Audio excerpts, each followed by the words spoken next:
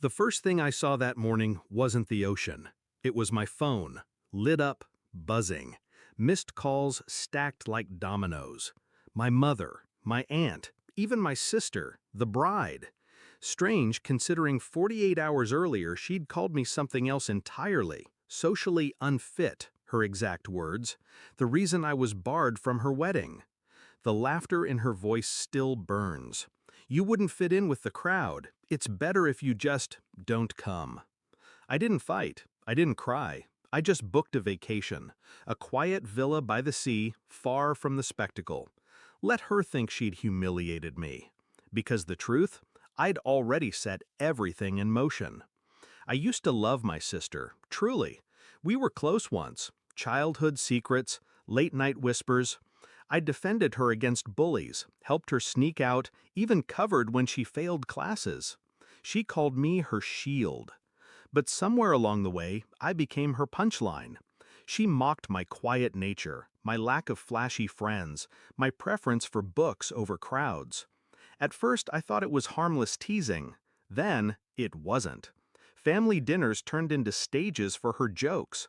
I was awkward, boring, unmarriageable. And when I sent her money during her college years, she never said thank you. She just called it her sponsorship. I tolerated it, because she was my sister. Until the wedding. It was supposed to be the one day family meant something, a seat reserved for me no matter what. Instead, she called me 2 weeks before the ceremony. Voice sweet, words poisonous. You'll only drag the mood down. The crowd's too elite for you. It's best you skip it. The final knife. I hung up, sat in silence, and then I started planning. Step one was money. Weddings are expensive, and she thought she'd cornered me into helping.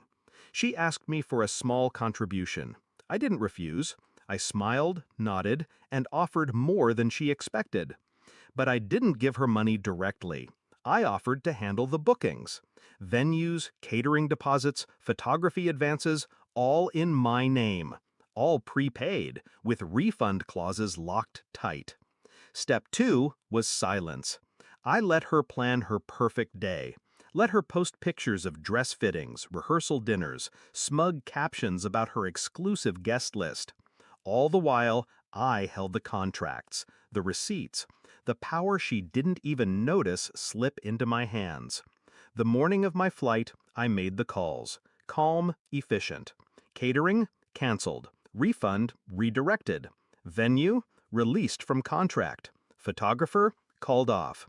By the time my plane lifted into the sky, her wedding day had no foundation. So when my phone buzzed that morning in the villa, I knew why. Her wedding had collapsed overnight. Guests arrived to locked gates and empty tables. No food, no flowers, no photos.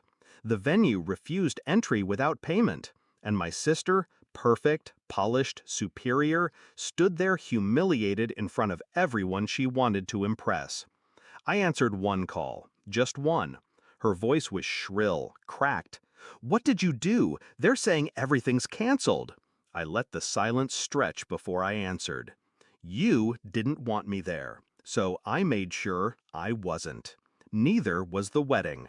You can't, this is my day. No, I said. It was built on my money, my effort, and you threw me away like garbage. She gasped. You ruined me. No, I whispered. You ruined yourself. I just stopped saving you. Then I hung up. For the first time in years, I felt free.